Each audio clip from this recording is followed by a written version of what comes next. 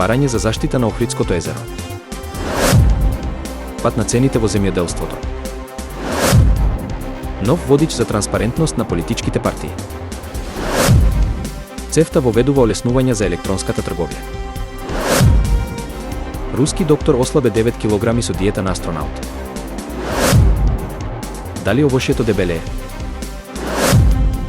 Интернационален надпревар песните на Тоше Проески во Скопје.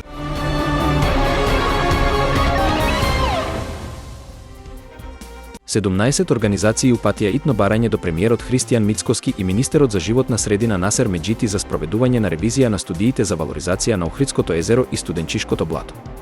Тие истакнаа дека е неопходно да се финализира процесот на прогласување за заштитени подрачја, во консултации со експертската јавност и граѓанските здруженија.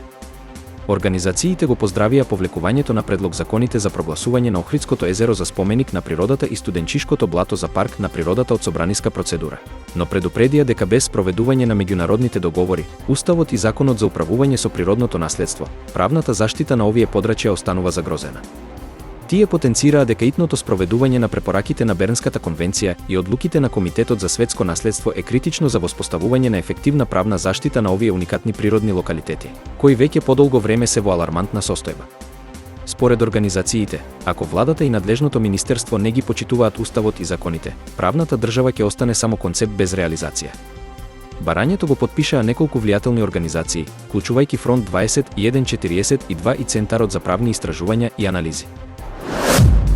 Во вториот квартал од 2024 година, просечните цени во земјоделството во Европската Унија забележаа значителен пад, и тоа и за производите и за импутите, со особено значајно поевтинување на житарките за 14%, јајцата за 15% и сточната храна за 13%, според извештајот на Евростат.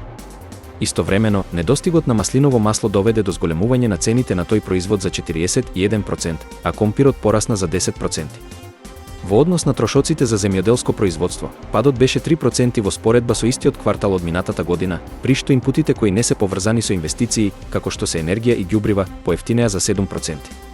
Сепак, во контекст на порастот на цените на одредени производи, овошјето поскапе за 3%, а зеленчукот за 1%. Најзначителен пад на цените во секторот овошје беше забележан кај лимоните и лиметите, како и кај суптропските и тропските овошје. Од друга страна, кај зеленчукот, цените на кромидот и доматите доживеа значителен пад од 46 и 27%. Со тоа што свежите мешунки и карфиолот забележаа зголемување на цените од 39 и 35%. На национално ниво, 17 од 25 земји во Европската Унија пријавија пад на земјоделските цени, со најзначителен пад во Унгарија, Полска и Чешка, додека најголем пораст беше забележан во Грција и Летонија. Агенцијата за заштита на правото на слободен пристап до информации од јавен карактер, во соработка со Меѓународниот републикански институт, денеска организира промоција на новиот водич за активна транспарентност на политичките партии во Република Македонија.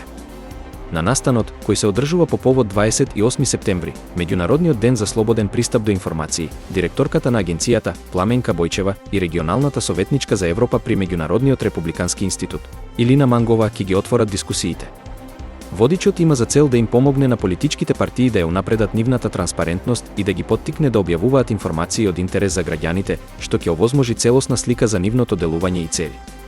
Презентацијата на водичот, како и компаративни примери за активна транспарентност од европските земји, ќе ја изнесе Константин Битраков, асистент на катедрата за административно право и јавна администрација при правниот факултет Јустинијан I во Скопје. Во светот на дигитализацијата, интернет трговијата бележи значителен напредок, нудејќи широк спектар на производи и услуги со лесен пристап. Оваа форма на трговија не само што заштедува време и пари, туку и нуди погодности за потрошувачите и претприемачите. Меѓутоа, зад фасадата на едноставноста, често се кријат сложени процедури кои можат да ја забават размената и да го продолжат патот на производите до крајните корисници. Во овој контекст, ЦЕФТА подготви одлука за олеснување на електронската трговија, која чека усвојување од заедничкиот комитет. Овој документ има за цел да обезбеди бројни олеснувања за трговијата, што ќе ја приближи до европските стандарди.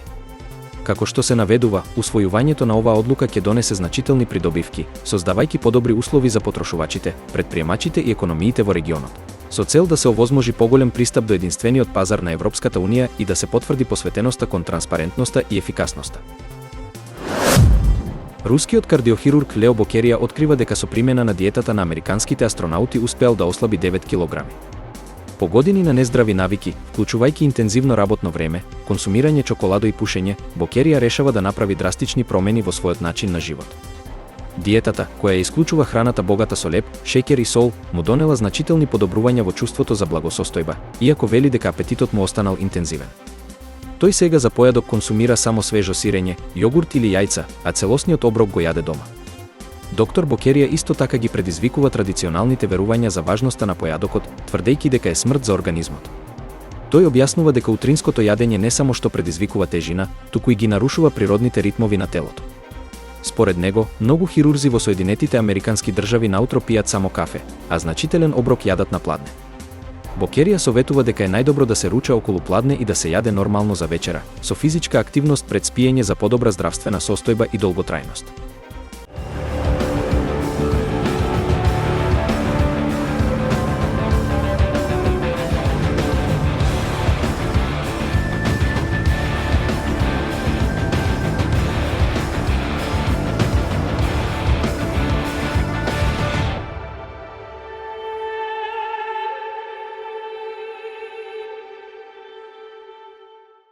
Вистина е дека многу луѓе веруваат дека овошјето може да биде само здраво, па затоа се трудат да јадат што повеќе. Вистина е дека оваа перцепција може да доведе до неочекувани последици, како што е прекумерната тежина, бидејќи ако се претера со консумација на овошје, може дури и да се здебелат, што според експертите не е целта на повеќето. Вистина е дека овошјето, како и другите намирници, содржи калории кои дебелеат. Доктор Карел Лерукс, американски нутриционист, истакнува дека имал пациенти кои не можеле да разберат зошто имаат прекумерна тежина. Вистина е дека тие се оправдале со јадење здрава храна и консумирање на големи количини зеленчук, но во текот на денот јаделе овошје и пиеле овошни пијалоци, заборавајќи дека и овошјето содржи калории.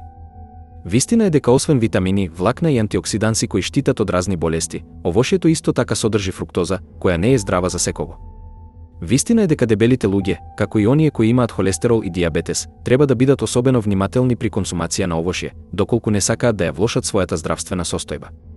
Доктор Лерукс објаснува дека е забележано дека некои овошја можат да предизвикаат зголемување на тежината кај одредени групи луѓе. Вистина е дека овошјето како грозјето, бананите, сливите, праските и дури некои видови јаболка содржат значително повеќе калории отколку што многу луѓе мислат. Вистина е дека кога јадеме шеќер, нашето тело ослободува хормон на инсулин, кој му кажува на мозокот дека сме јаделе доволно. Но вистина е дека фруктозата не го поттикнува тој одговор на инсулин, па мозокот не ја добива пораката дека сме сити. Вистина е дека продолжуваме да јадеме, а тоа може да доведе до таложење на килограми. Вистина е дека, според овие информации, дебелите луѓе треба да јадат повеќе зеленчук, а помалку овошје, за да ја подобрат својата здравствена состојба и да избегнат потенцијалните ризици од прекумерна консумација на овошје. На 12 октомври 2024 година, Македонската опера и балет ќе биде домаќин на првиот интернационален надпревар во пеење песните на Тоше Проески, организиран од Естрада Мултимедија Центар. На овој настан ќе учествуваат млади музичари не само од Македонија, туку и од соседните земји како Србија, Хрватска и Босна и Херцеговина, како и од подалечни држави, вклучувајќи Русија, Украина, Малта и Израел. Надпреварувачите ќе се надпреваруваат прво во полуфиналето, а најдобрите од нив ќе преминат во финалето, каде ќе се оценуваат од жирито составено од членови на бендот на Тоше. Влезниците за овој уникатен настан, кои се во ограничен број, веќе се достапни за купување преку сервисот МК Тикетс по цена од 400 денари. Организаторите најавуваат дека овој надпревар ќе ги обедини најдобрите млади таленти и ќе им овозможи да ги изведуваат незаборавните хитови на Тоше Проески, создавајќи емоционален музички спектакл.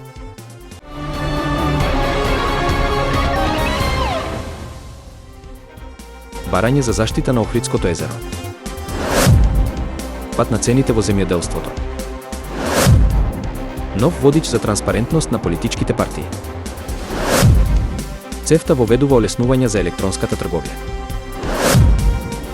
Руски доктор ослабе 9 килограми со диета на астронаут. Дали овошјето дебелее? Интернационален надпревар песните на Тоше Проески во Скопје.